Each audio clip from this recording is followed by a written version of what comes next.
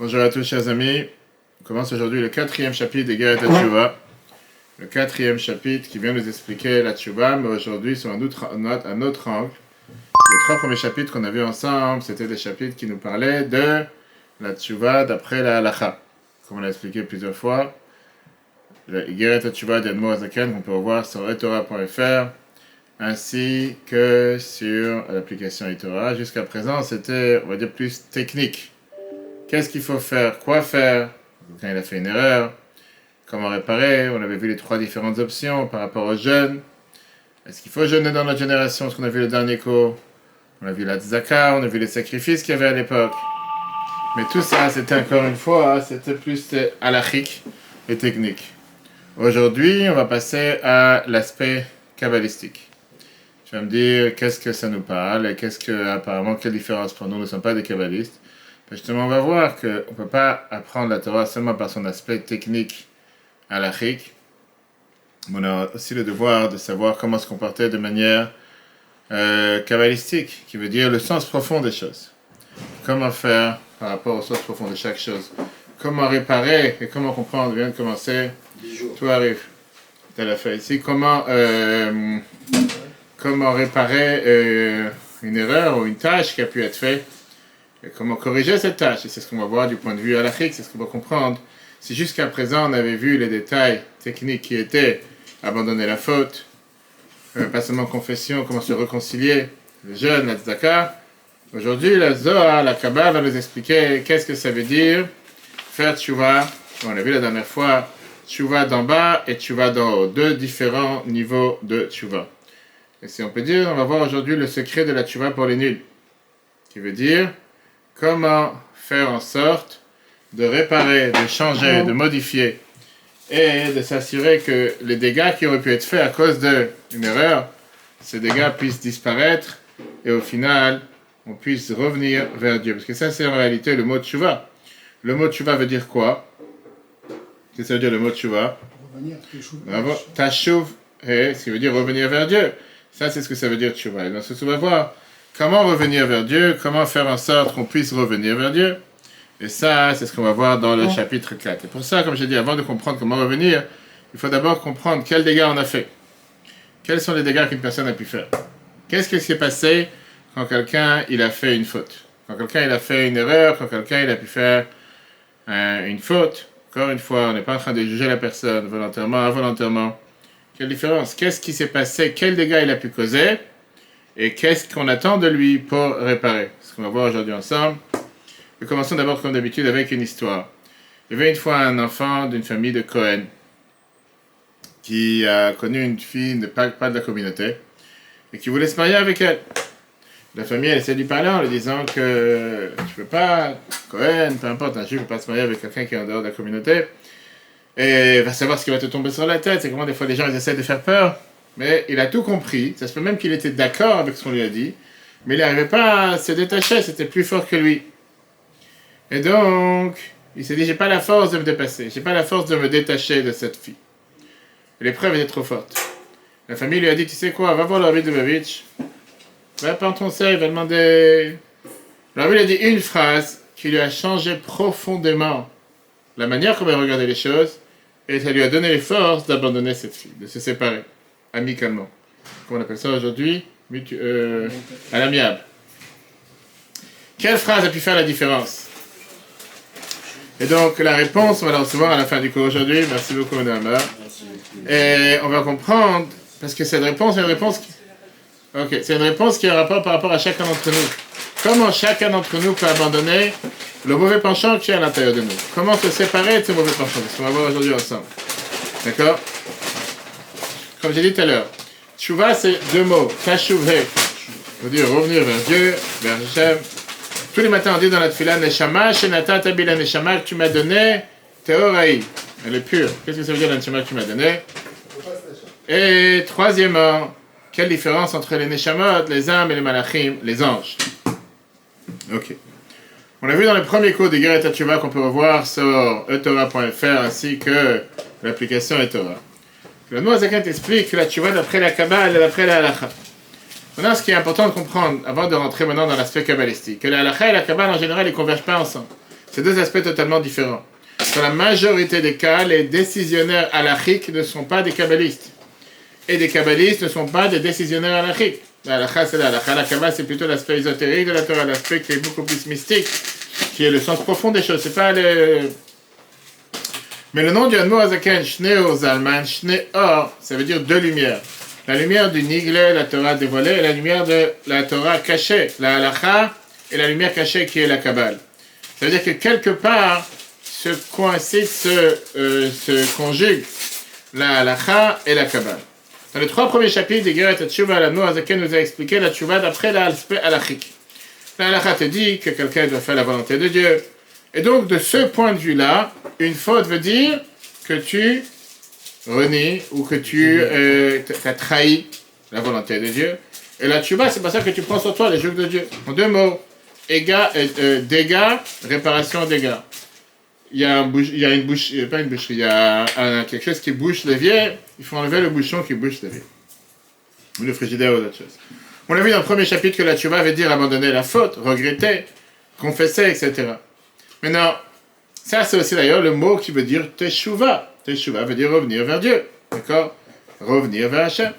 On a appris aussi comment se réconcilier après une fois que tu as demandé, que tu as fait contre la volonté de Dieu, à travers les sacrifices au temps du temple, les jeûnes pendant une certaine période, et de nos jours, la tzedaka, tout ça on a vu ça la semaine dernière.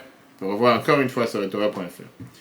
À partir d'aujourd'hui, chapitre 4, jusqu'à la fin des Geret HaTshuva, je veux dire les 12 chapitres, du 4e au 2e, on va parler d'après l'aspect kabbalistique de la Tshuva. La Kabbale accentue le fait que quelqu'un a la possibilité de faire descendre sur terre la divinité et la Kedusha, la sainteté, à travers les mitzvot. Et donc le sens du mitzvah est totalement différent, le sens de la faute est totalement différent, et donc la réparation est aussi totalement différente. La Kabbale parle aussi de ce qu'on appelle les différents drémazim, les différentes allusions, te parle aussi de différents aspects qui peuvent exister à travers le mot, le nom, qu'est-ce que ça veut dire qu'on va rentrer. Et donc le Zohar vient et te donne ici toute une nouvelle connotation au mot Tshuva. Et il te dit qu'il faut couper le mot en deux. Teshuva, ça veut dire tashuv he. Remettre le he à sa place. Faire retourner le he à sa place. Maintenant, de quel he tu parles et pourquoi il faudra le remettre à sa place? La réponse elle est, on parle bien sûr du he qui se trouve dans le nom de Dieu. Le nom de Dieu, le tétragramme, Yud, Kei, Vav, Kei. Il y a deux haies. Par la faute, le haie se déplace de sa place. C'est comme si parfois tu fais une erreur de frappe quand tu fais du design et quand tu fais du graphique sur l'ordinateur. Tout celui qui travaille dans l'architecture essaie. Parfois tu fais une bêtise, paf, tout le document a bougé. Il faut remettre en place. Et là tu vas te remettre ça en place. Maintenant le problème il est que dans le nom de Dieu, tu as deux fois le haie. Quel haie doit retourner à sa place? Vient le Zohar te dit il y a deux aspects de Tshuva. Il y a ce qu'on appelle Tshuva Tata, la Tshuva basse, traduction d'abord, après on rentrera dans les détails, qui veut dire remettre d'abord le dernier à sa place. Et après tu as le Tshuva Ila, le Tshuva d'en haut, on remettre aussi à sa place, puisqu'on sait que les quatre lettres sont en ordre, de haut en bas. Tshuva Ila veut dire le premier, d'accord? Yud, Kei, Vav, Kei, les quatre règles, d'abord celui d'en bas, après celui d'en haut. Alors, comme j'ai dit, ça c'est l'introduction de l'introduction. Admor Hazaken va continuer à expliquer dans les prochains chapitres quelle est la différence concrète entre les deux niveaux de Tshuva. Comme j'ai dit tout à l'heure, quand tu vas à l'hôpital, même si c'est pour juste avoir un check-up, comme on dit, il y a toujours deux choses. Et d'abord, il faut séparer des mauvaises choses, séparer des mauvaises actions. On a vu ça dans le cours qu'on peut revoir sur le Torah.fr la semaine dernière, comment se séparer des mauvaises habitudes que quelqu'un peut avoir. On a vu ça avec Abraham, Lot, comment Lot, tout le temps qu'il était avec Abraham, il était une bonne personne, il s'est familiarisé, ou il est devenu ami avec les gens de Sodome, il est devenu ce qu'il est devenu. Donc le niveau 1 de Tshuva veut dire réparer le mal, les mauvaises actions. Le fait que la divinité est descendue dans les clipotes, dans les forces du mal. Une fois que tu as réparé le mal, maintenant il faut s'attacher à Dieu. Une fois qu'il faut s'attacher à Dieu, qu'est-ce qu'il faut faire? Il faut maintenant reconnecter les dates. Pas les dates qu'on mange, les fils, pardon. Quand il y a une coupure d'électricité, la première des choses, tu coupes le disjoncteur. Ou le disjoncteur il a déjà sauté. Tu vois d'abord où le câble il est cassé. Une fois que le câble il est cassé, tu l'arranges, et après tu remets le disjoncteur en place. Ça c'est ce que l'Admor Hazaken va t'expliquer dans le prochain paragraphe, début du chapitre 4. Quel est le sens de tchouva d'après le sod? D'après le sod, ça veut dire d'après la Kabbale, après le secret. Le secret de la Torah, tashuvhe. Deux niveaux de tchouva. Le mot Azakan explique que tu ne peux pas réparer certaines erreurs par la tchouva. Ce que ça veut dire, on a vu tout à l'heure qu'El Echad Avar Ramed Bifna tchouva, il n'y a rien contre la tchouva, si tu ne peux pas réparer quelque chose. A priori, c'est une contradiction avec ce que nos sages nous disent. Tu dis par exemple de semences en vin, c'est irréparable, que les semences sont déjà sorties. Il vient expliquer que Reshit Chochma, livre de Kabbal, que quel niveau de tchouva ne peut pas réparer le niveau d'en bas. Mais quand tu passes à la vitesse supérieure, tu peux monter la pente. Quand tu vas en vitesse normale, ça ne monte pas. Si tu descends de niveau, je faisais du vélo avec mon fils la semaine dernière, samedi soir, et je disais, regarde, quand tu vas remonter la pente, remonter la montée, descends de vitesse. Descendre de vitesse, c'est plus facile, tu vas pouvoir. Si tu restes dans les hautes vitesses, tu ne vas pas pouvoir. Donc, quand est-ce que la Kabbale te dit qu'il y a certaines fautes que la tchouva ne peut pas réparer? C'est le niveau 1. Passe au niveau 2, va en turbo, et là, ça va marcher. Et donc, il y a certaines erreurs, d'après la Kabbale, que seulement le niveau de tchouva élevé peut réparer. Le niveau de tchouva élevé. Si tu prends ça par rapport à l'exemple de machine à laver et du nettoyage, il y a certaines tâches qui ne peuvent pas être nettoyées juste avec de l'eau chaude et du savon. Il faut des produits particuliers, il faut des pastilles particulières, ils vont vraiment enlever les taches de graisse profondes, etc. etc. Père Dalet, 4e chapitre. Vous là, néanmoins, dit tout ce qu'on vient de voir jusqu'à présent, les 3 premiers chapitres. Kol, Aniskalel, tout ce qu'on vient de mentionner. Ou l'igmar akapara, c'est juste par rapport à ce qui est de terminer leur réparation. Mais Rukanefesh, Hachem, de nettoyer l'âme pour revenir vers Dieu après la tchouva. Comme on a expliqué tout à l'heure dans l'Agmara, Perikama Dizvachim, le premier chapitre de l'Agmara Zvachim, de Ola, un holocauste, sacrifice qu'on a nous dans le temple. Dorani, c'est comme un cadeau. La Chacharitza Praklit, après que tu as fait en sorte que le patron est devenu réconcilié avec lui, tu lui amènes un cadeau. Mais tu dis, mais n'oublie pas la base. La base, Atchalat Mitzvah Tatchouva, le début de la Mitzvah de la Tchouva Veikara, est l'essentiel. C'est la Tchouva Lachem, revenir vers Dieu. Behemet, avec vérité, sincérité, ou Belev Shalem, avec un cœur parfait. Mais non.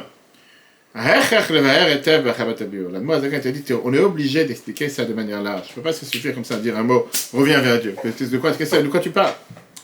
Et pour ça, il te dit, il faut d'abord avoir cette introduction, Behegdem, avec cette introduction. Mashikatou, le Zohar Akadosh, qui est expliqué dans le Zohar. Le bio, Milat, Tchouva, l'explication du mot Tchouva. Alder, Chassod, d'après les secrets, d'après la Kabbale. Tashuvhe, Tashuvhe, on a dit, tu dois revenir vers Dieu. Mais il te dit qu'il y a 2 He dans le nom de Dieu. He Tata, le He d'en bas, le dernier, qui représente Tchouva Tata, le niveau bas de Tchouva. He Ila, le premier, le He d'en haut, le premier. Tchouva Ila, ça représente la Tchouva d'en haut. Ça, c'est le niveau élevé de Tchouva. Donc ça, c'est une chose qu'il faut comprendre. Si Mashikatou, il faudrait comprendre ce qui est écrit. Le Zohar Akadosh dans le Zohar, le Miktat me commande dans différents endroits. C'est écrit chez Ein Tchouva Moelet, par exemple, que la Tchouva ne peut pas aider le Pogem Brito Matzizera le Batala, celui qui commet des erreurs en jetant des semences en vain. Vous davat à moi, c'est tellement étonnant. Comment le Zohar peut dire une chose pareille? Chez Ein Lechadavar, mais du Fnat Tchouva, ça dit très bien ce qui est écrit dans Rambam Maimonides de Chat Tchouva. Qu'il n'y a rien qui se tient contre la tchouva. Même quelqu'un qui était un renégat contre Dieu toute sa vie, et il a fait tchouva à la dernière minute, il parle du monde futur. Va fil ou même pour les péchés les plus graves, comme Avodah Zara, l'idolâtrie, Gilou Yarayot, relations interdites. Tout y a la tchouva, on peut tout réparer. C'est ce que là, la Chachamim nous disent. Au père, je veux Reshit Chochma, il a dit ce qu'on a expliqué dans Reshit Chochma. Sharak Dusha, la porte de la tchouva, chapitre 17. Shikavan Atazohar, qu'est-ce qu'il a voulu dire le Zohar? Rishon Bar Yochai, en te disant que certaines fautes, la tchouva ne peut pas aider. Tu dis, c'est quoi? Tu dis, c'est ça. Ein Moel tchouva tata. La tchouva d'en bas, qui veut dire le niveau bas de tchouva, c'est quelque chose qui ne peut pas aider. Mais Ki'im tchouva est là, le niveau le plus élevé de tchouva, ça peut lui aider. Alors tout ça, c'est les introductions de ce qu'on va voir dans les prochains 8 chapitres jusqu'à la fin des guerres de tchouva. Hinele Avinzot, Me'at Mazir, avec ça, son humilité, comme d'habitude, Admo Azaken te dit pour comprendre ça un tout petit peu. Et pour ça, il y a 8 chapitres. Tzarich Le'akdim, il faut d'abord devancer Mashemevoa, Ma'akatou, ce qui est expliqué dans le verset. Ou Midivre Rabotenu Tichonam Levracha, dans les paroles de nos sages, quand c'est écrit par exemple dans l'Agmara, Moed Katan, page 28a. Il y a un akaret ou mitab des chemins. C'est écrit là-bas, par exemple, qu'est-ce que ça veut dire que certains péchés, tu es retranché du peuple juif, où il y a ce qu'on appelle la mort, peine capitale par Dieu. C'est écrit, par exemple, chez Avar Avera, chez Chaïvim Aleh Akaret, que quelqu'un il a fait une faute sur laquelle il devrait être retranché. Aya met mamash kodem chemishim shana, il partait de ce monde avant 50 ans. Autant d'Agmara. Mitab des chemins, quelqu'un qui a été avec la peine capitale, met mamash kodem shishim shana, il mourait, il partait de ce monde réellement avant 60 ans. Que Hanania ben Azur, comme Hanania le fils de Azur, on a vu le prophète dans Yirmiyah, dans Jérémie, on ne peut pas dans toute l'histoire, c'est Jérémie chapitre 28, celui qui veut voir. Veut les permis, mais parfois on a vu ça dans la Torah, on va voir ça dans quelques semaines. Gam mitam des chemins, même une mort soudaine, Nifraim la alta, Dieu il n'a pas de pardon, comme on l'a vu avec qui?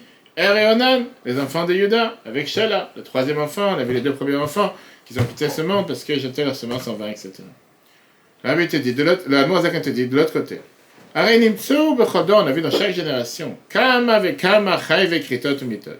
plusieurs personnes qui étaient coupables de peine capitale ou de retranchement du peuple juif. Et néanmoins, ils ont une longue vie. Ushnem, de longs jours et de longues années. Ushnotem, Banémim, un bon temps. Ils ont vécu jusqu'à 90, 100, 120 ans. Et pourtant, c'était des grands fauteurs. Pour comprendre cette contradiction a priori, on va le comprendre. Alpi Mashekatouf, d'après ce qui est écrit, qui Chelek Hashem Amo. C'est écrit dans Dvarim, dans le Deutéronome, chapitre 32, verset 9, que Dieu il partage, que le peuple, son peuple, nous, le peuple juif, on partage quelque chose avec Dieu. Et alors, Chelek Mishem Havai Baruch Hu, on a une partie de Dieu à l'intérieur de nous. Quel irtiv, comme on dit tous les matins dans les brachot, Atan Efar Tabi, tu l'as insoufflé en moi. Vayi par Be'apam Nishmatchem, on a vu ça dans Bereshit, quand Dieu a créé l'homme, qu'il a insoufflé dans ses narines une âme vivante. Man de Nafar, pourquoi on a utilisé le mot insoufflé? Mitoch Nafar, tu souffles de l'intérieur.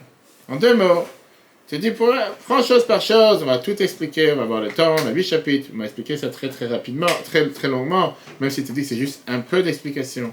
Pour expliquer toutes ces contradictions, que d'un côté on te dit que la tchouva ne peut pas aider pour certaines fautes, de l'autre côté on te dit que la tchouva, il n'y a rien qui peut contre la tchouva. Quel est le niveau de tchouva numéro 1? Le niveau bas, quel est le niveau de tchouva élevé, puisque le Zohar te dit que qu'est-ce qu'on dit que certaines fautes ne peuvent pas être réparées, c'est seulement quand tu parles du niveau bas de la tchouva. Alors que si tu parles du niveau élevé, ça peut, oui, réparer. On a vu d'un côté, autant d'Agmara, que certaines personnes partaient de ce monde très jeunes parce qu'ils avaient fait telle ou telle erreur. Et de l'autre côté, tu vois qu'il y a des gens qui ont peut-être fait beaucoup plus d'erreurs et qui sont toujours là. Et pour ça, il faut comprendre qu'est-ce que d'abord c'est la faute, qu'est-ce que cause la faute, qu'est-ce que c'est l'anshama, comment réparer, avec ça on aura une explication. Qu'est-ce que c'est le niveau bas et le niveau haut? Tout de suite, attends, on a 8 chapitres, on va faire 8 chapitres en une seconde. D'abord, la fameuse histoire qu'on va voir si Dieu veut dans quelques semaines dans la Torah, avec notre cher ami qui s'appelait Yosef HaTzadik. Yosef le Tzadik. Yosef, au départ, c'était un jeune juif délinquant, comme ça les gens le considèrent. Il tombait en prison à l'âge de 17 ans. Malheureusement, sa mère est morte quand il avait 9 ans. Il vendait du shit en bas de chez lui, il va savoir. Non, c'est pas du tout ça. Ça, c'était juste une blague. Yosef, c'était quelqu'un que même quand il était en Égypte, il n'arrêtait pas de parler de Dieu. Et on voit chaque verset à son patron, petit frère, etc. Mais la Torah te met un accent très très long sur une grande histoire. Que Yosef, quand il avait 17 ans, il était dans une situation très difficile, personnellement parlant. Physiquement, c'était quelqu'un que sa famille l'a trahi. Il a été vendu. Il était avec un manque d'identité. Il est né sous X. En deux mots, il n'avait pas de mère. Son père, ses frères l'ont vendu. Pas de contact avec la famille. Aucun droit. Aucun mérite. Et tout d'un coup arrive le sauveteur qui s'appelait la femme de Potiphar. La femme de Potiphar est venue en lui disant, d'abord il a commencé à travailler dans cet endroit. Et il réussissait. La femme de Potiphar s'est dit, il faut absolument que j'ai des rapports avec lui. Mais c'était une épreuve tellement dure que le Midrash Rabbah dans Bereshit, chapitre 87, page 6, te dit qu'il y a des gens qui ne peuvent pas croire que cette histoire s'est passée comme la Torah nous décrit. Parce qu'il s'est dit, c'est impossible qu'un jeune homme, un beau gosse, comme on dit, un bon français, à l'âge de 17 ans, puisse se retenir de faire une telle erreur avec la femme de son mari, avec la maîtresse, la femme de son maître. Oui. Comment il a fait alors pour surmonter cette épreuve? Beaucoup de gens, il n'y avait pas de caméra cachée là-bas, il n'y avait absolument rien, il aurait pu très bien tout faire, qui l'aurait empêché? Il vient à l'Agmara Sota, page 36b, te dit comment il a fait. Dmout Diuk Noshalaviv Niratalo. La figure de son père, Yaakov, lui est apparue dans le visage. Pourquoi Yaakov, il lui a dit, sache une chose, mon fils, que tous les tribus vont être écrits sur les pierres du pectoral qu'il y aura, sur le tablier qu'il y avait dans le grand prêtre l'Éphod, et toi parmi eux. Est-ce que tu veux que ton nom soit effacé de tous ces enfants, de 12 tribus qui seront écrits sur le tablier? Et tout d'un coup, Yosef, il s'est retenu, et il s'est enfui, elle avait gardé ses habits, et comme ça, elle a accusé de viol, et comme ça, il a passé après 12 ans en prison, et comme ça, après, il a expliqué les rêves, et comme ça, il est ressorti, il est venu vise-moi, bref, l'histoire est comme ça. C'est la Gemara Sota, page 36b. Hein? Je dis avant MeToo. Exact. Maintenant, un des darshanim, des commentateurs de la Torah, il t'explique ça de cette manière-là. Yosef, il ressemblait à son père. C'est Rashi qui nous dit ça dans Vayeshev, chapitre 37b, page 37b. Yosef, il a regardé le miroir. Et tout d'un coup, en regardant le miroir, il a vu la figure de son père. Il a senti qu'il avait la sainteté de son père à l'intérieur de lui. Et il s'est dit, je ne suis pas capable de profaner cette sainteté de mon père à l'intérieur de moi. Ça lui a donné la force de surmonter cette épreuve. C'est pas digne de moi, je ne peux pas faire une chose pareille. C'est pas apte pour moi de commencer à faire tout et n'importe quoi. On a vu tout à l'heure que le Zohar te dit qu'on doit ramener la lettre He à sa place. Parce qu'à cause des erreurs, elle a abandonné sa place. La question qui est demandée, le nom de Dieu, c'est le nom de Dieu. Comment tu peux penser un instant que parce que tu fais une action, automatiquement le nom de Dieu il n'est plus à sa place? Hier soir, j'étais dans une maison, mais des autres, et il y avait des jeunes, je parlais avec des jeunes enfants de la maison. Un jeune, il m'a dit, non, aujourd'hui, j'ai pas mis les tefilines. Je lui ai dit, c'est pas grave, fais une erreur, c'est pas grave. Je prends sur toi, j'ai expliqué l'importance. Alors, un ami qui était allé à côté de lui m'a demandé, je voulais vous demander réellement, qu'est-ce que ça fait de mettre des tefilines? Quoi ça sert? Je lui ai dit, écoute, est-ce que tu sais s'il y a du wifi dans la pièce? D'où tu sais qu'il y a du wifi? Est-ce que je me connecte? Tu vois le wifi, tu vois pas le wifi? Tu sais, parce que tu es connecté que le wifi marche. Tu vois pas, tu sais même pas où il se trouve. On l'a vu avec le corona, tu vois le microbe, tu vois pas le microbe. Fais certaines choses que tu vois pas l'impact que tu fais, mais c'est pas pour ça que ça n'existe pas. C'est pour ça que tu mets les tefilines, tu t'attaches avec Dieu, tu consacres ton cœur et ta tête envers Dieu.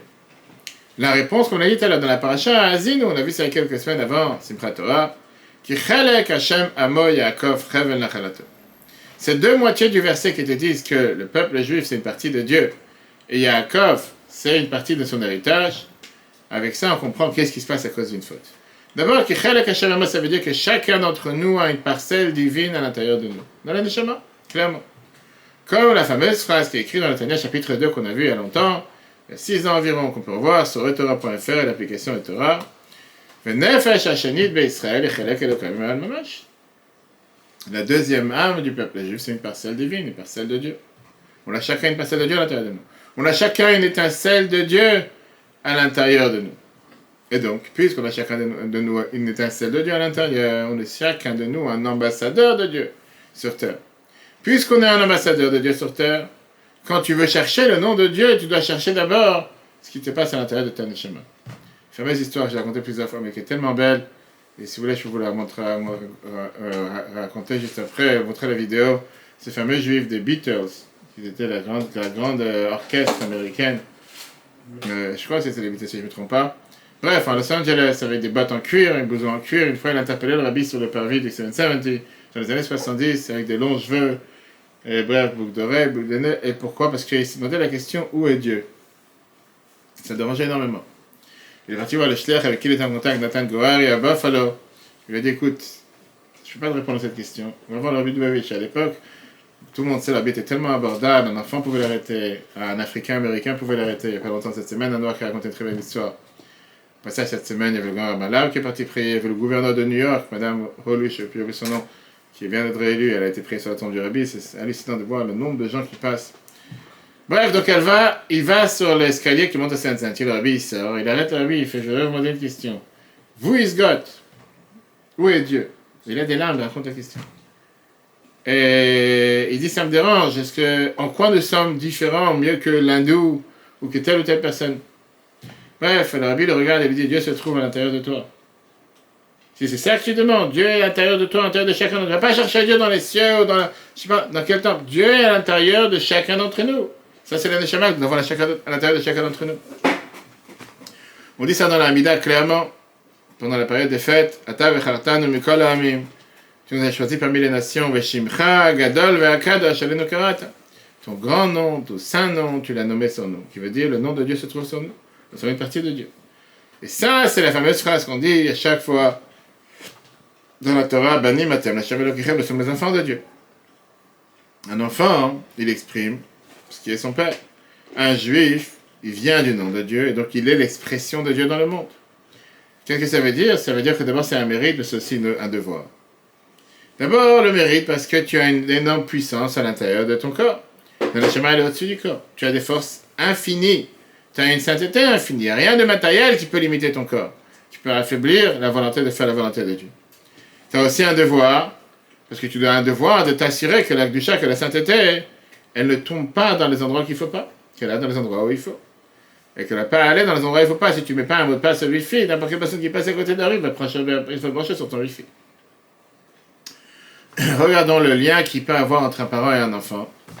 Chaque parent, il espère et il prie tous les jours, chose de plus importante qu'on peut avoir, d'avoir une satisfaction de ses enfants qui grandissent dans le chemin de la Torah et les Mitzvot. Parfois, il a beaucoup de peine quand il voit que l'enfant ne se comporte pas comme il faut. Maintenant, la question, elle est comment un enfant qui a grandi, il est déjà adulte, il fait ce qu'il veut dans la vie. Pourquoi un parent n'est pas prêt de se libérer et de le laisser faire ce qu'il a envie? Pourquoi il est aussi peiné? Pourquoi il a une souffrance, une douleur quand son adolescent il fait des bêtises? Il est grand, il est autonome, il fait ce qu'il veut. Qu'est-ce qu'il en a tellement à faire de ce que l'enfant il fait? Et puisque toute l'existence d'un enfant vient du parent, puisque les parents ont amené cet enfant sur terre, et donc l'enfant c'est un morceau de leur chair, c'est un morceau de leur corps, plus forte raison les parents qui ont tout donné pour éducation, leur vie, pour faire grandir cet enfant. Ils ont mis tous les moyens qu'ils avaient, matériels et spirituels, l'argent, le temps, ils ont mis l'énergie, connaissance, amour. Donc tout ce qu'il a, cet enfant, c'est bien du parent. Cette confiance en soi, cette joie de vivre, cette ressemblance, ces valeurs, cette éducation, cette possibilité de donner et d'aimer, tout vient par l'investissement infini des parents. Puisque les parents, ils ont mis tellement pour l'enfant, naturellement parlant, ils espèrent que l'investissement va dans le bon chemin, en fonction de ce que les parents ils attendent. Si l'enfant il va dans le bon chemin, les enfants ils ont de la satisfaction, les parents ils ont de la satisfaction, il va plus heureux qu'eux. Mais si malheureusement il perd sa vie sans but, c'est une énorme douleur pour les parents, parce qu'ils sentent que tout l'investissement est parti en vain. Si maintenant l'enfant il va faire des choses négatives, il se bat contre les parents, c'est-à-dire qu'il utilise l'énergie que les parents lui ont donnée pour agir contre eux. Ça, c'est ce qu'on appelle la plus grande souffrance que les parents peuvent avoir. Et c'est ce que la Torah te dit, Tsar Gidul Banu, la souffrance de l'éducation des enfants. Ça, c'est par rapport à parents, enfants matériels. Spirituellement parlant, c'est exactement la même chose. Ça, c'est le manque de... Bani Matem Lashem Elokechem. Nous sommes les enfants de Dieu. Dieu, c'est notre Père. Dieu nous a fait rentrer à l'intérieur de chacun d'entre nous l'âme, le Neshama qui est la plus élevée, la plus sainte, la plus pure. On dit tous les matins dans la prière, Neshama, Shanata Tabitera, et le Neshama que tu m'as donné est pur. À l'intérieur de chacun d'entre nous, chaque juif, il cherche le bien dans le monde. Vivre une vie parfaite et faire ce que Dieu attend de nous. Si on mérite avoir une vie saine, avec l'accomplir la Torah et les mitzvot, on remplit le but pourquoi Dieu la Neshama est descendu sur terre. On donne à la Neshama l'expression qu'elle mérite pourquoi elle est arrivée sur terre. Si quelqu'un est faute, pas seulement tu te fais du tort à toi-même, tu fais du tort à la Neshama, tu n'es pas en train de nourrir la Neshama, tu es en train de faire quelque chose contre ta Neshama. C'est pour ça qu'on dit dans la Hamida, on a l'habitude de dire la fameuse phrase Neshama, slach lanu avinu ki chatanu. On demande à Dieu 3 fois par jour, pardonne-nous notre Père que nous avons fauté, mechol lanu malkeinu, pardonne-nous notre roi qui fâchanu parce que nous avons fauté. Est-ce que chacun d'entre nous avons fauté? La réponse elle est Chatanu ne veut pas seulement dire fauté du langage chet. Chatanu veut dire Echtanu et amatara. On a raté le but. On a tiré la balle, mais en dehors du but. Puisque la Neshama est descendue sur terre pour remplir la volonté de Dieu, puisque Dieu te donne la possibilité, cette énergie, cette force, ce souffle, tout ce que tu fais pour pouvoir faire ce qu'il te demande, quand tu utilises cette énergie pour agir contre lui, automatiquement, tu es en train qu'on appelle ça, de trahir, voler les forces qu'il t'a données, qui ne sont pas utilisées pour le but pour qu'elles devraient être utilisées. Bachanu, dans la Torah, c'est dans le mot qu'on utilise pour un voleur, quelqu'un que tu as donné, un pshia, dans le Mraba Mitzia, on te dit quelqu'un que tu lui as donné quelque chose à garder, un animal, un portable, une voiture, et il a laissé la porte ouverte, un voleur est venu, il a pris. tu as fauté du fait que tu aurais dû mettre la garde. Pourquoi se donner à garder? Pas pour que tu les laisses ouverts, pas pour que quelqu'un vienne et le prenne. Si le gardien n'a pas gardé comme il faut, c'est appelé un chia, il doit payer pour le dégât qu'il a fait. Chacun de nous a reçu ce gage, qui est un gage énorme de la part de Dieu, qui est une neshama, qui est chelak elokav iman, une parcelle divine. On doit garder ce gage pour s'assurer que des étrangers ne vont pas l'utiliser à pas comme il faut, mauvais escient. Si tu ne gardes pas ce gage que Dieu t'a donné, tu dois demander pardon à Dieu, parce qu'il t'a donné une énergie que tu n'utilises pas comme il faut. Maintenant qu'on a compris comment ça fonctionne par rapport à c'est quoi l'anshama, maintenant on va voir quel est l'aspect positif, parce qu'il n'y a pas que l'aspect négatif. Ça c'est par rapport au devoir. Le fait que la neshama c'est une parcelle divine. De là on apprend qu'est-ce que ça veut dire dans la Torah quand il dit quelqu'un qui doit être hayaf karet. Qu'est-ce que ça veut dire karet? Retranché de quoi? Qu'est-ce que ça veut dire qu'il est retranché? Tu parles de quoi? En général, la chassidut ne vient pas te parler, t'accentuer les punitions qu'il y a dans la Torah. Parce qu'on ne doit pas faire Torah et mitzvot par crainte ou par peur ou par menace. On avait vu plusieurs fois dans les chapitres précédents, dans l'écouteur Marim qu'on peut revoir sur l'application de Torah et Torah.fr, qu'on doit servir Dieu, bien sûr, le premier niveau par la crainte de Dieu, mais essentiellement par l'amour de Dieu. Vous pouvez voir la vidéo qu'il y a eu il y a quelques temps, une magnifique vidéo de Rabbi qui tourne quelqu'un, je crois il y a une semaine ou deux, avec un juif qui est venu voir le Rabbi sans barbe, pas religieux, et il dit au Rabbi dans la réunion que le Rabbi avait avec les différentes personnes de Machane Israël qui venaient soutenir les actions du Rabbi, etc. C'est tellement beau de voir comment il dit au Rabbi, je voudrais savoir, j'ai pas cette crainte de Dieu. Fear of God. Il est très sérieux, tu vois, un businessman, c'est pas quelqu'un qui est un enfant dans la rue qui pose des bêtises. Il dit, mais je voudrais ressentir cette crainte de Dieu, je voudrais ressentir cette peur de Dieu. Le Rabbi le laisse terminer, il parle pendant 1 minute. Après, le Rabbi lui demande, il dit, pourquoi tellement la crainte, pourquoi pas l'amour? Pourquoi tu passes servir Dieu avec amour? Où c'est écrit que tu dois avoir cette crainte, tu dis que tu dois avoir cette peur, qu'est-ce qu'il y a? Il y a un tonneau qui tombe sur ta tête. Sers Dieu avec amour, pourquoi avec crainte? Et ça c'est énorme, parce que la chassidut te montre, on n'est pas là par peur, par crainte, il va me tomber ci, il va me tomber ça, va savoir ce qui va me tomber sur la tête. C'est pas pour ça qu'on fait la Torah, parce que je parlais hier soir avec ces jeunes. Par rapport à mettre les tefilines, je disais, c'est pas mettre les tefilines parce que tu as peur que demain tu vas pas te réveiller. En bon terme, tu t'es réveillé, dis merci Dieu, saute de joie, danse en l'air, mets les tefilines, je suis réveillé, je suis vivant, je mets les tefilines. Parce qu'on ne peut pas faire la Torah et les mitzvot, et c'est ce qu'on a vu la dernière fois, la grande différence entre le moussar et la chassidut. Pas par crainte, par peur, va savoir quel péché j'ai pu faire et quel malheur va m'arriver. Pas pour ça que tu fais ce que Dieu te demande. Fais pas ce que Dieu te demande parce que tu as peur d'un malheur. Fais-le parce que tu aimes Dieu. Néanmoins, on voit que dans la chassidut, à plusieurs reprises, on te parle des punitions qu'il y a dans la Torah. Pour te montrer la gravité de la faute. Si tu dégrades un radar, c'est écrit là-bas, je sais pas, 75 000 € d'amende, 3 ans d'emprisonnement. Je pense vraiment que c'est ce qui va se passer, j'ai pas dit que c'est ce qu'il faut faire. Mais concrètement, c'est plus pour montrer à une personne qui prend conscience. Qu'est-ce qui peut lui arriver? C'est faire. Des fois, tu vois, dans la rue, je sais pas, des fois, des grandes cages, c'est écrit danger de mort. Je pense vraiment danger de mort. Et des fois, c'est pas un danger de mort, je fais la section. C'est juste pour que personne qui va s'improviser d'aller brancher la main un câble. Tu vas faire des bêtises. Hein? Dissuasion, exactement. Et donc, du négatif, tu apprends le positif par rapport à l'importance quand tu fais une mitzvah. C'est ça qu'on va en arriver. Pas seulement qu'est-ce que tu as pu faire de mal quand tu as fait un péché. Non, qu'est-ce que tu fais de bien. Et donc, faire la noix, il te dit, on sait très bien qu'il y a par exemple ce que la Torah, elle te dit. La punition, par exemple, d'être retranché au bord peine capitale. Des graves péchés comme manger du chametz à Pessah, manger le jour de Kippour. La Torah, elle te dit la phrase, V'nircheta anefesh me'alai. Cette âme, elle sera retranchée. Je vais me traduire ce que ça veut dire. Qu'est-ce que ça veut dire, elle sera retranchée? Au temps du temple, quelqu'un qui faisait une telle faute, un tel péché, il partait de ce monde très jeune. Si c'était, comme on l'a dit tout à l'heure dans la Gemara, on a mentionné, c'était la Gemara Moed Katan, 28a. Et si quelqu'un, il faisait un péché qui était Chayaf Karet, qui avait le devoir d'être retranché du peuple juif, il mourrait avant 50 ans. Si c'était une peine capitale, avant 60 ans. Et il y a plusieurs histoires sur des gens que la Gemara te raconte qu'ils ont fait ces erreurs et qui sont partis à un jeune âge. La fameuse histoire que la Torah te raconte, c'est Er et Onan, les enfants de Yehuda qui ont sorti, qui ont jeté des semences en vin. Et la Torah te dit, va imiter au Hachem, Dieu les a tués. Il n'y a pas de discussion. Ça c'est Bereshit, chapitre 38, verset 7. Un mot Azaken te ramène une autre histoire de Hanania ben Azo, on a vu tout à l'heure, qui vivait au temps de la destruction du temple. Et qu'il a fait des fausses prophéties au nom de Dieu. En disant, que dans 2 ans, je vais faire revenir tous les ustensiles de la maison de Dieu que Nebuchadnezzar avait pris le roi de Babel, de revenir au temple.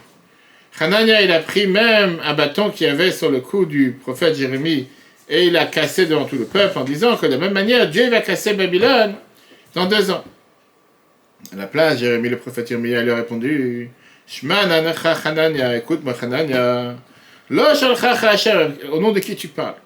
Tu lui signes, tu fais Halloween, qui t'a raconté des choses pareilles? Dieu t'a jamais envoyé. Ataïf, tarta, tamazel, chacun, tu es parti faire des promesses en vain, en faux, mensongères au peuple. La reine, Kohamar Hashem, pour ça que Dieu il a dit, je te renvoie de la terre. Ashana, Tamet, cette année tu meurs. Qui Sarah, Dibata, Hashem, parce que tu as parlé du mal au nom de Dieu. Qui tu es pour faire des fausses prophéties au nom de Dieu? Pour qui tu te prends? Encore une fois, ça c'était à l'époque. Et le verset termine. Vayamot Hanania, Hanania est mort. Anavi, Bashanaï, cette année-là, Bachod de Shashvi, le 7e mois. C'est-à-dire il s'est mis lui-même dans un niveau où il était coupable de peine capitale. Et il est mort. Maintenant, en règle générale, ce qu'il faut quand même rappeler, c'est qu'un faux prophète avait une punition par les humains, pas par Dieu. A priori, il aurait dû être tué par les humains, pas par Dieu. Dans ce cas-là, il ne faut pas le juger par un humain tout le temps que ce n'est pas encore passé les 2 ans. Parce qu'il n'y a pas de preuve que c'est un faux prophète.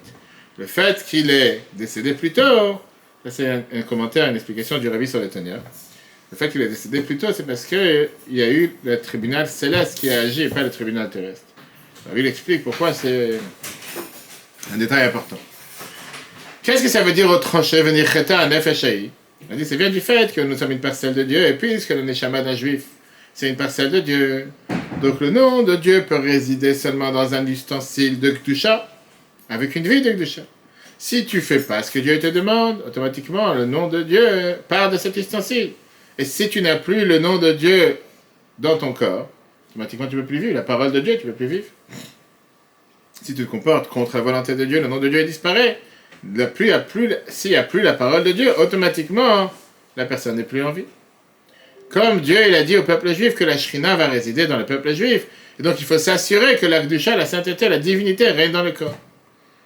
Mais là, on a ce qu'on appelle l'avantage de la situation dans laquelle nous sommes aujourd'hui. Tout ça, c'était quand? C'était au temps du temple. Il n'y avait pas de dérogation. Tu fais, tu prends. Discute pas. En exil, aujourd'hui, tu peux avoir des gens qui font des erreurs contre lesquelles on est chayav karet, retranché, et néanmoins, continuer à vivre. Et la preuve, elle est que tu as beaucoup de gens qui font des erreurs volontairement, et qui sont déjà passibles de peine de capital 20 fois, 100 fois, ou retranchement, et ils ont une très longue vie. On verra dans le chapitre 6 de Greta Tchoual, moi, ça va t'expliquer qu'au temps du Beth Amikdash, on recevait la vitalité seulement de l'Akdusha. C'était trop sensible. Des fois, quand je vais dans les hôpitaux, chez des visites, il y a certains patients, malheureusement, il y a des fois toute une bulle en plastique. Tu rentres dans la chambre, ils sont comme dans une bulle en plastique, comme dans... Pas un sac plastique, c'est presque comme un sac plastique. Au lieu d'avoir des rideaux, c'est du plastique, ils sont totalement enfermés, tu peux que les voir à travers. Et toi, tu dois être habillé avec un casque, un truc, c'est pas juste le masque, c'est de haut en bas. Et tu n'as pas le droit d'avoir un contact avec eux, parce que le moindre microbe que tu peux amener de l'extérieur va savoir ce que ça peut leur faire. Que Dieu nous en préserve. Ça, c'était au temps du temple. Puisqu'on avait un contact seulement avec l'Akdusha, si l'Akdusha, elle part, c'est fini, tu n'as pas comment vivre. Il n'y a pas comment survivre. Le fait qu'il vivait encore quelques années, jusqu'à 50, 60 ans, c'était du résidu qui restait de l'Anshama, mais l'Anshama n'était déjà plus là. Mais aujourd'hui, Dieu te donne la possibilité de recevoir la sainteté, de recevoir la vitalité par des sources d'impureté, même des sources de force du mal. Et donc tu peux très bien faire des erreurs. Il faut faire. Ça peut exister que quelqu'un il a fait des erreurs, et néanmoins il continue à vivre sans problème.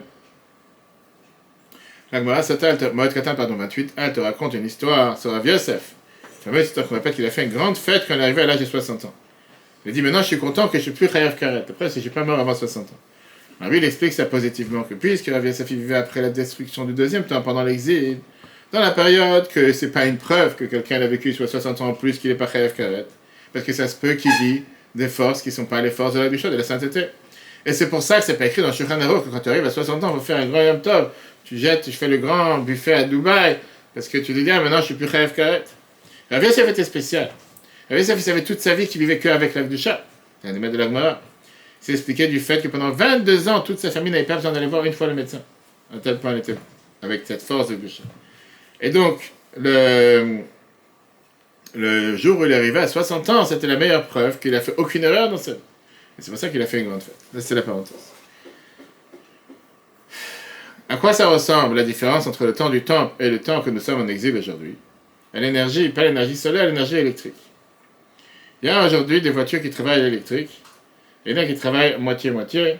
Et ceux qui travaillent à l'électrique, on te fait des promesses, tu vas faire 500 km, tu arrives à 300, tu es en plein de forêt, il n'y a pas comment changer. Qu'est-ce que tu fais? Tu attends que mon cher il arrive. D'accord?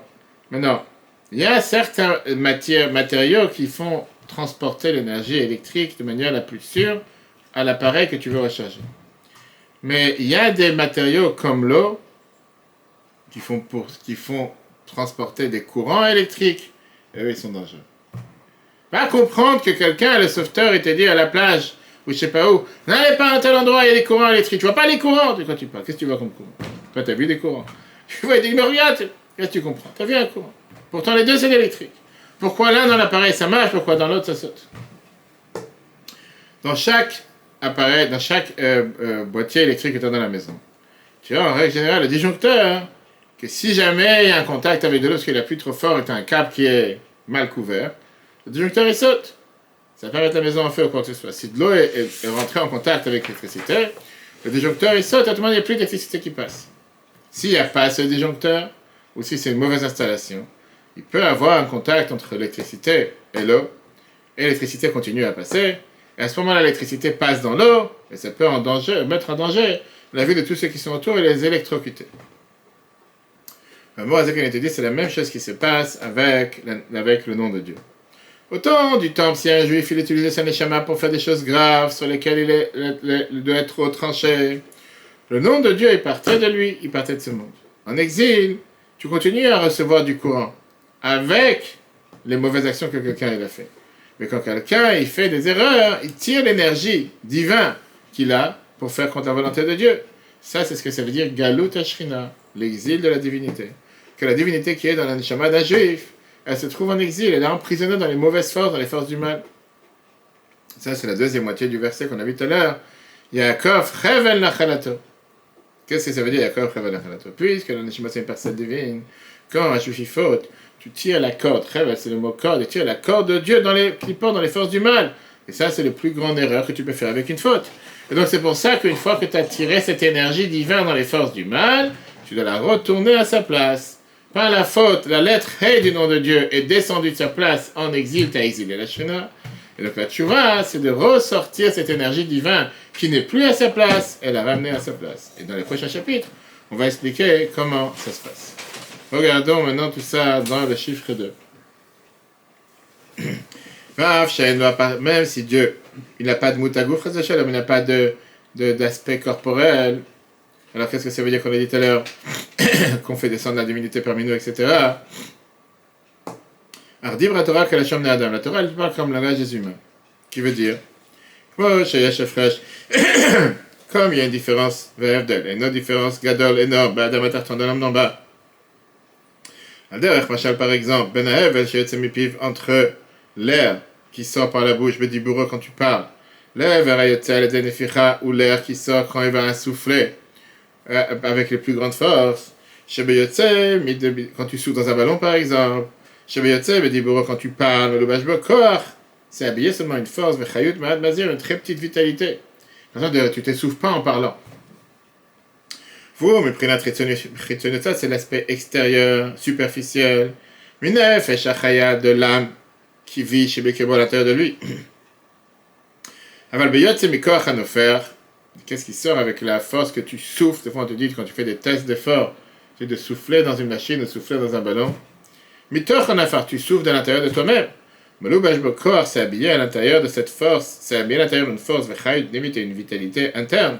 Et prenez ta nefesh achaya de l'âme divine qui est à l'intérieur de toi. Car, Hamamash Abdalach Machal, exactement la même chose. Hamavdil, Abdalat Lenketz, avec d'innombrables différences. Yeshefresh Atzum, il y a une énorme différence en haut, dans le monde en haut.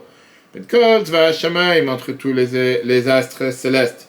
Filo Amalachim, même les anges. Shinivru, Ma'anesh, qu'ils ont été créés du néant à quelque chose. V'chayim, V'kayamim. Et ils vivent et ils existent, puis prennent la avec cet aspect de ce qu'on appelle le superficiel de la vitalité. Ma chef a cette abondance, chez Mashpia, que Dieu, il influence la Chayot à la mode pour faire vivre le monde. Oui, pris Nazo, c'est à vivre comment tous ces astres et ces anges vivent. Nikra Beshem Ruach Pif, c'est appelé comme le souffle de la bouche de Dieu, Alder Machem par exemple. Moi, chez Katouf, comme c'est écrit, on dit dans la prière tous les jours, pour le Ruach Pif, Kol Tzevam, dans Taïlim 33, qu'avec le souffle de la bouche de Dieu, tous ces astres, toute cette armée existe. Puis pris notre raïut, ça c'est la vitalité, Amlou Bachat qui a habillé Botiot dans les lettres, Sheba Sarama Amarot qui a dans les 10 paroles. C'est quel Dieu a créé le monde. Shen, que ces lettres sont prinat Kelim Shachot, c'est ce qui fait descendre la vitalité de Dieu sur terre, comme on a vu dans les chapitres Moshe Nidbeb et les côtés Amarim, Chelek Bet, Perikud Aleph. Comme on voit dans le Tanya, Chelek Bet, c'est Sha'ayechut Vaimona, le chapitre 11 qu'on n'a pas encore appris. Ou ben Nishmat Adam, la différence avec l'âme de l'homme. Pour l'âme divine, l'âme de l'homme, c'est pas la même chose que les anges et les astres, que c'est seulement le souffle de Dieu. Shenim Shechatchila Meprinat Pnimut Acharit. D'abord, Dieu il a fait descendre l'âme avec le plus profond de la vitalité. Va'achef à l'abondance, Shemashpia, et Tzabaruch que Dieu nous donne. Moi, chez Katou, comme ça écrit, Vayipar. Il a insoufflé à l'intérieur de nous, on a vu son Bereshit. Va'achakach, et après, Yarda, Beseda, Madriga. L'âme est descendue de niveau en niveau. Gamken, à l'aider, Prinat Aotiot, pareil par ses lettres. Shemama, comme c'est écrit, Naseh Adam, on l'a vu dans Bereshit, on va faire un homme, à notre image, etc. Tout le but, c'était quoi? Les tlabèches, pour que la Neshama, s'habille, gouffre dans le corps de l'homme. Donc là, il a expliqué la distinction qu'il y a entre la manière comment Dieu fait vivre les anges et les astres, que c'est superficiel, alors que comment Dieu fait vivre l'homme, c'est tout à fait différent et beaucoup plus profond. J'ai vu une fois quelqu'un, un enfant d'une grande famille, qui a été rejeté du système, il a quitté le système, on va dire religieux, et il a commencé à tourner dans les endroits où il ne faut pas. Et il a commencé à faire les plus grosses bêtises. Les parents ne savaient pas quoi faire. Ils lui ont demandé de voir un tzaddik pour le rencontrer, en espérant qu'il va pouvoir l'influencer de revenir dans le bon chemin. Le jeune, il arrive chez ce tzaddik, et le tzaddik, il lui dit, écoute, mon jeune homme, j'ai une demande à te demander. L'autre, il s'est dit, qu'est-ce qu'il va me demander? Fais Shabbat, mange kasher, tourne pas avec des prostituées. Je sais pas qu'est-ce qu'il va me demander. Et il s'est dit, qu'est-ce que vous voulez? Il s'est dit que je te demande une chose. Dis-moi seulement que tu vas faire attention à ta barbe. Touche pas la barbe. Aujourd'hui, c'est à la mode. À l'époque, c'était pas à la mode. Aujourd'hui, tout le monde, tu vois, tous les conducteurs, tout le monde ont tous des barbes. À l'époque, c'était pas à la mode. Donc, il a dit quoi? Ça, c'est la seule chose qui s'intéresse à moi, que j'ai une barbe pour devenir un beau gosse. Ok.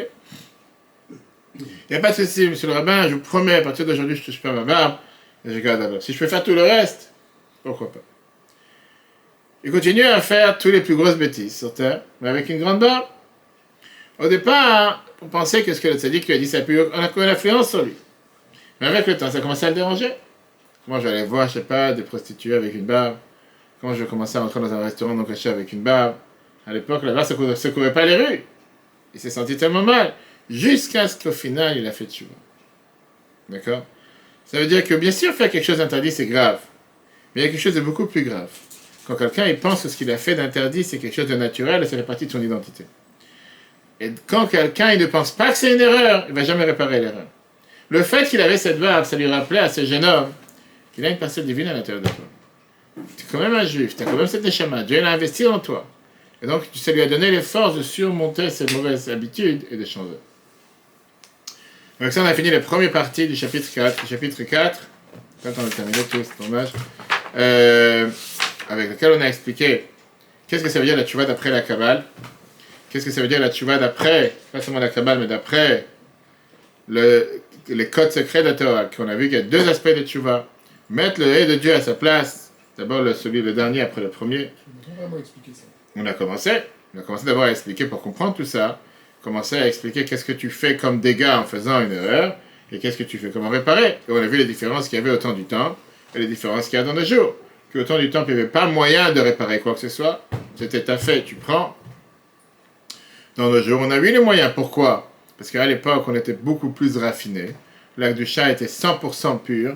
Et automatiquement, l'acte du chat qui partait, il n'y avait plus moyen de pouvoir s'en sortir. Alors qu'aujourd'hui, malheureusement, on n'est pas avec une doucha aussi raffinée qu'à l'époque. Une sainteté, mais on a une force diluée, concentrée. Ce qui fait que c'est beaucoup plus facile. Et c'est pour ça que la base que je te dis, c'est pas seulement la peur et la crainte de pouvoir servir Dieu, mais surtout, rappelle-toi le énorme mérite qu'on a de pouvoir faire ce que Dieu demande. Et la semaine prochaine, on va continuer sur la différence entre la parole et un souffle à l'intérieur. On voit la différence entre les anges. Pourquoi on vient de voir que les anges viennent du souffle de Dieu et les neshamot de la parole de Dieu. Un, il vient du nom Elohim qui est la nature. Un, il vient du nom Ajavai qui est surnaturel. Et après ça, on verra, on va rentrer dans les détails. Pourquoi c'est juste le He qu'il faut mettre à sa place? Pourquoi pas le Yud? Pourquoi pas le Vav? Qu'est-ce que représente chacune des lettres du nom de Dieu? Et qu'est-ce que nos actes ont comme impact sur le nom de Dieu, la divinité qu'il a fait descendre sur terre? Pourquoi on doit le mettre à sa place? Très riche. Comme je dis, on a 8 chapitres pour voir tous ces détails. Le cours en replay sur etorah.fr ainsi que l'application eTorah. Très bonne journée à tous. Si Dieu veut, à la semaine prochaine.